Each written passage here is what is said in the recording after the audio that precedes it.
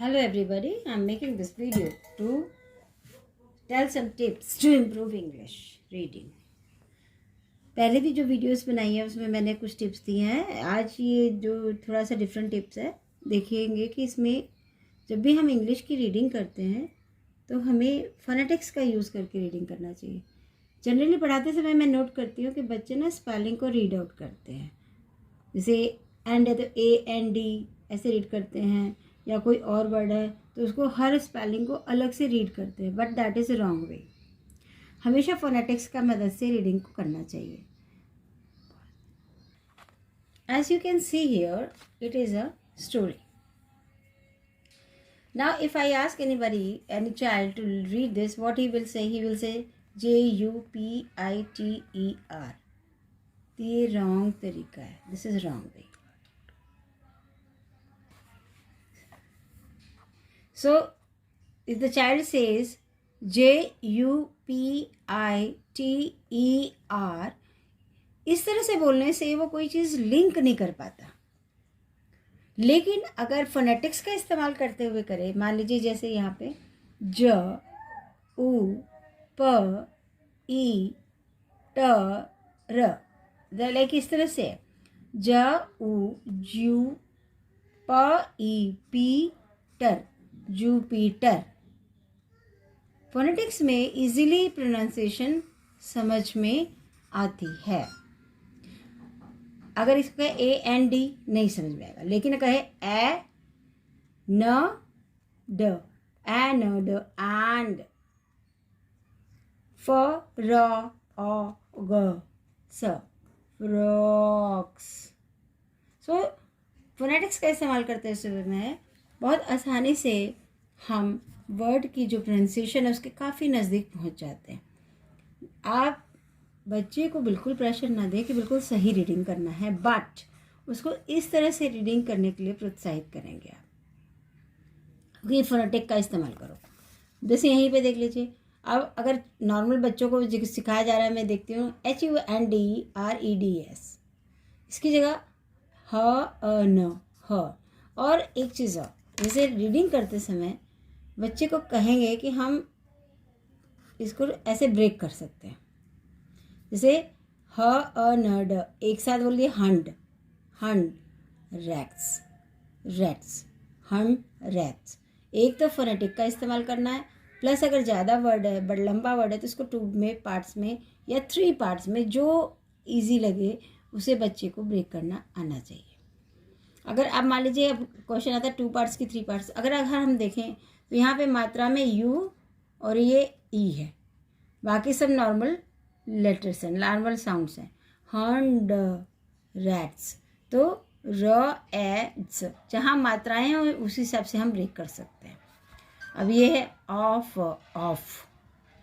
अब वाई का साउंड ई आता है. ये बच्चों को अगर हम सिखा के रखेंगे तो उनको काफ़ी ईजी होगी. और ये चीज़ तो बचपन से पढ़ते हैं, ईयर्स, तो ई और ई मिलके ईयर्स ही होगा. ए ग ओ, एगो, एगो, एगो, एगो. ज उ पीटर, जुपिटर. ये चीज़ साउंड फिक्स रहती है. The, god, god, of, of, gods, gods, व आ ज. से आपने देखा कि हम फोनेटिक्स का इस्तेमाल करके बच्चों को प्रोत्साहित करें कि वो फोनेटिक्स का यूज़ करके रीडिंग करें. और इसके अलावा ब्रेक नहीं देना है. ब्रेक मतलब कंटिन्यूअस बच्चे को पढ़ने के लिए बोलना है. जब हम रीडिंग कर रहे होते हैं तो दूसरा टिप होता है ignoring last letter of the word. अब ignoring last letter of the word का मतलब हो गया कि जब हम रीडिंग कर रहे हैं तो जो स्पेलिंग है, लाइक एक लाइन मैं बताना चाहूँगी आपको. सपोज करिए he and me are going there. ये सेंटेंस है. सपोज करिए if I will ask any child तो will say he and me are going there. Because हम लोग इसी तरह हिंदी को भी पढ़ते हैं कि हम हिंदी में क्या करते हैं, हम हर शब्द पर स्ट्रेस देते हैं, हर वर्ण पर स्ट्रेस देते हैं, तो वो हिंदी में बहुत अच्छा माना जाता है। लेकिन इंग्लिश में क्या करना चाहिए, जहाँ तक कोशिश करें, जैसे ही है, मी है, तो लास्ट लेटर को इग्नोर किया जाता है।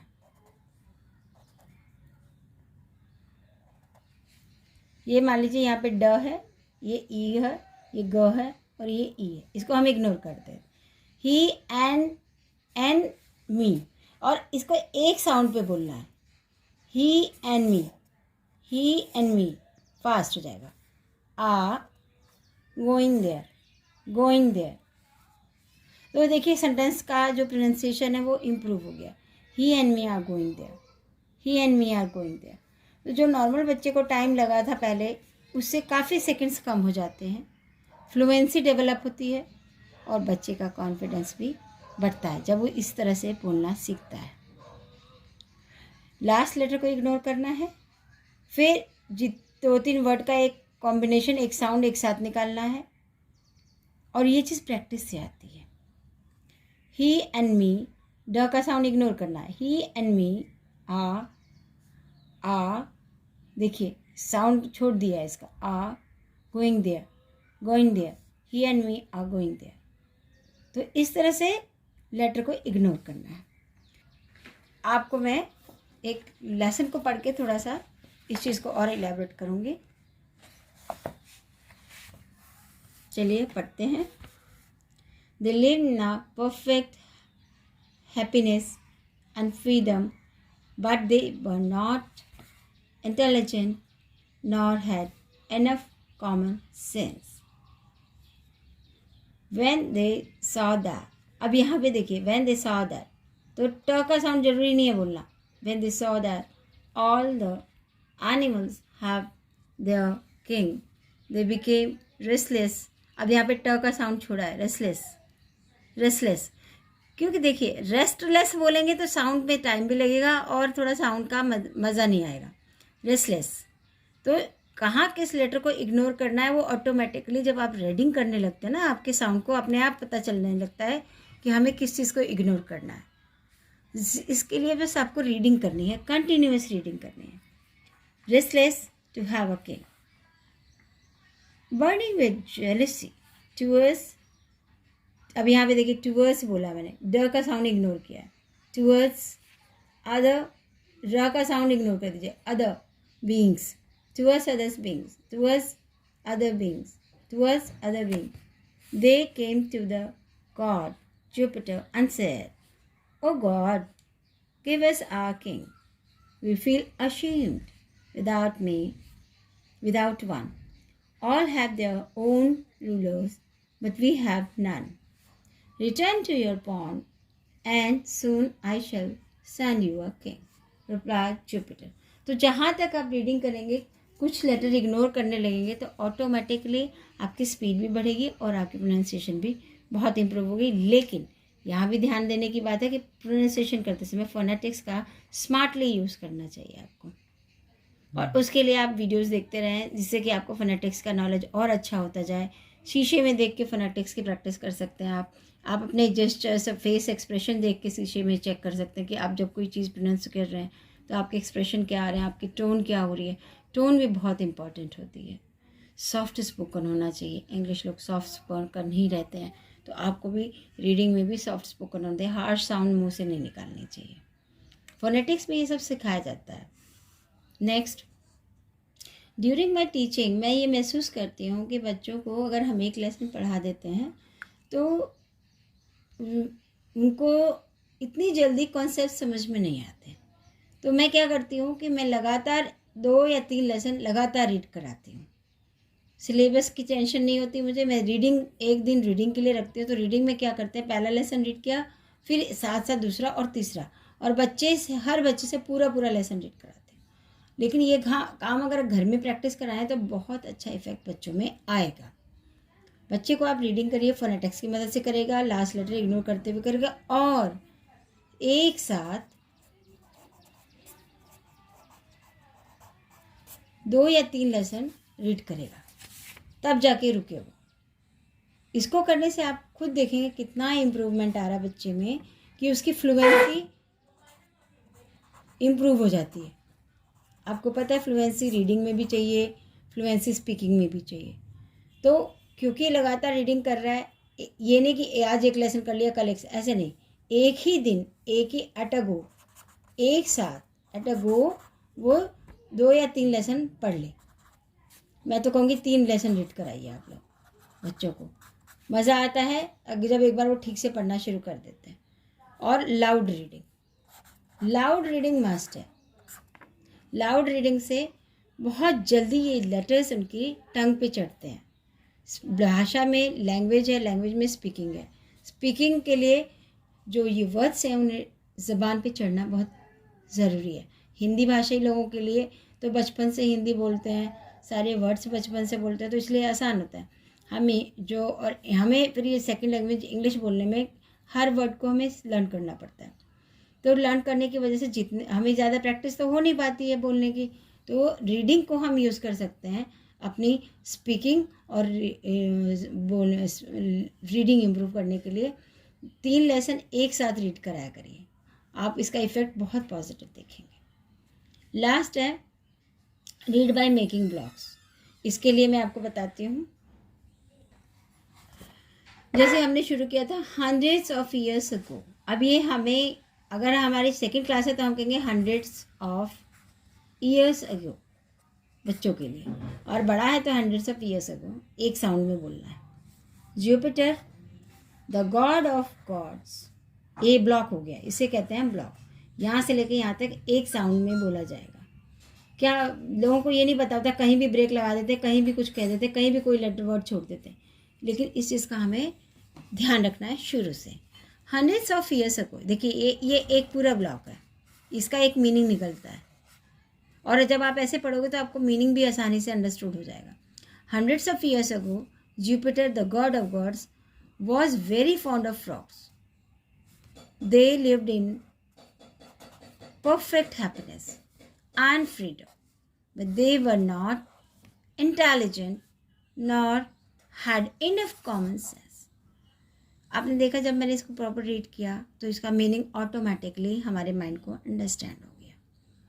लेकिन अगर हम नॉर्मल पढ़ते हैं, when they saw that all the animals have their longing, they become restless to have a king. मेरी तो टोन में थोड़ा सा चेंज आ रहा है, कुछ लोग तो टोन में भी चेंज नहीं करते हैं, तो उस टाइम उस मीनिंग को अंडरस्टैंड करना जस्ट इम्पॉसिबल। तो टोन प्लस ब्लॉक दोनों का आपको ध्यान रखना है, आपको टोन भी रखनी है accordingly. When they saw that, यहाँ पे बात को ख़त्म कर रहे हैं तो आवाज़ आपकी शांत हो जानी चाहिए, नीचे आ जानी चाहिए, और शुरुआत में ऊंची आवाज़ होनी चाहिए। ऑल द एनिमल्स, ऑल पे आवाज़ ऊंची जा रही है, एनिमल्स पे नीचे आ रही है। Have their king. They became restless to have a king. Burning with jealousy towards other beings, they came to God Jupiter and said, "O God, give us our king. We feel ashamed without one.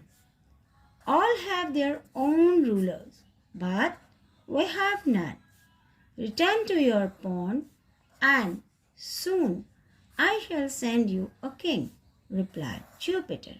तो आपने देखा कि जो ये मैंने ऐसे underline किया है, ये एक तरह से छोटा सा ब्लॉक बनाया है, और जब आप रीड करें तो आप बच्चे को भी पेंसिल दें, वो ब्लॉक बनाता जाए और रीड करता जाए। जब उसकी हैबिट में ये चीज़ें आ जाएंगी तब आपको बहुत अच्छे से वो रीडिंग करके दिखाएगा, और आपको भी और सबसे बड़ी बात यहाँ पे ये होती है, मीनिंग अपने आप समझ में आता है जब हम ब्लॉक की रीडिंग करते हैं, ब्लॉक की मदद से रीडिंग करते हैं। वोकैबलरी इम्प्रूव करने के मैंने पहले भी वीडियो बना रखी है कि वोकैबलरी कैसे आपको इम्प्रूव करना है। ट्रांसलेशन लॉजिक के भी मैंने पहले वीडियो बना रखी है कि ट्रांसलेशन लॉजिक में क्या होता है कि हिंदी और इंग्लिश का थोड़ा सा उल्टा चलता है। अब जैसे hundreds of years ago, English Hindi में कहेंगे 100 साल पहले। Jupiter the god of gods, जो भगवानों का भगवान है, was very fond of frogs. Was very fond of frogs means वो जैसे मेढकों को बहुत शौकीन था। They lived in perfect happiness and freedom, वो लोग हैप्पीनेस और फ्रीडम के साथ रहते थे। तो जब हम ब्लॉग बना लेते हैं तो हमें मीनिंग बहुत अच्छे से समझ में आता है। तो आई होप कि ये टिप्स आपको पसंद आई होंगी। मैं एक बार फिर से रिवाइज कर देती हूँ टिप्स। पहली टिप थी reading by using phonetics. M for ma, K for ka, M for ma, K for ka. इस तरह से आप बच्चे को साउंड्स पे स्ट्रेस करेंगे, साउंड्स की मदद यूज़ करेगा। और साथ में जो आपके वोवल्स होते हैं A, E, I, O, U, ये हमारी मात्राओं का काम करते हैं साउंड्स में। तो मान लीजिए म के आगे ए लगा दिया तो माँ बन गया, म के आगे ई लगा दिया तो मे बन गया, म के आगे आई लगा दिया तो मी बन गया। तो आपने देखा कि ये जो वोवल्स हैं वो मात्राओं का इस्तेमाल होता है। तो इस तरह से आप फोनेटिक्स का इस्तेमाल करते हुए रीडिंग करेंगे। देन इग्नोरिंग लास्ट लेटर, जैसे यहाँ पे ड को इग्नोर कर दिया, आ को इग्नोर कर दिया, तो he and me are going there, he and me are going to school, he and me something something like that. तो लास्ट लेटर आपको इग्नोर करना है, या बीच का लेटर, कोई ना कोई लेटर आप देखिए कि आप इजीली, अब जैसे मैंने एक वर्ड पढ़ा था स्टोरी में रेस्टलेस, अगर आप इसको रेस्टलेस कहेंगे इसकी प्रोनाउंसिएशन अलग हो जाएगी, और आपने रेस्टलेस कर दिया, टी को छोड़ दिया, तो इसकी प्रोनाउंसिएशन थोड़ी और इम्प्रूव्ड मिलेगी आपको। तो जहाँ ज़रूरत हो आप एक कोई लेटर छोड़ सकते हैं। जब आप पढ़ते समय इस चीज़ का खुद ही महसूस करेंगे कि कौन सा लेटर आप छोड़ेंगे तो आपकी प्रोनाउंसिएशन बेटर होगी। नेक्स्ट है 2 या 3 लेसन एक साथ रीडिंग कराएं। खुद भी को भी करना है प्रैक्टिस, तो आप भी ऐसे लगातार 2 या 3 लेसन रीडिंग, क्योंकि कहते थे पहले नॉवेल्स पढ़ा करते थे, नॉवेल्स क्या होता है, कई पेजेस का नॉवल होता था, तो रीडिंग की हैबिट डेवलप होती थी। आजकल बच्चों को भी ये रीडिंग का शौक नहीं है दूसरे गजट्स की वजह से। तो आपको रीडिंग अगर सिखानी है तो लेसन के 2 या 3 लेसन लगातार रीड कराइए, फिर छुट्टी दीजिए बच्चों को, उससे पहले मत छोड़िए। तो उससे उनकी फ्लुएंसी भी डेवलप होगी और रीडिंग हैबिट भी डेवलप होगी, और अच्छी रीडिंग करेंगे और प्रोनाउंसिएशन तो बहुत बढ़िया हो ही जाएगा। रीड बाय मेकिंग ब्लॉक्स बना के 2 या 3 वर्ड्स को एक साथ पकड़ के ब्लॉक बनाएंगे, जिससे कि उसका मीनिंग समझ में आए, और लाउड रीडिंग करेंगे। आई होप ये वीडियो आपको पसंद आएगा। Thank you.